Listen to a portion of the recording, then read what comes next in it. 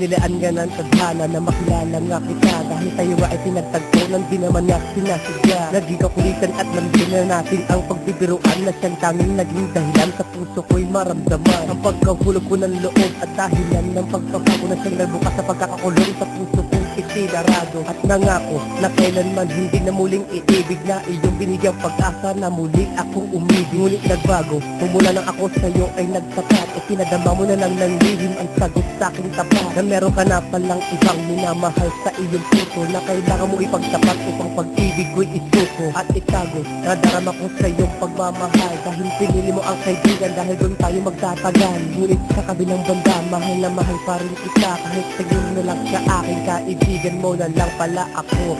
Pinta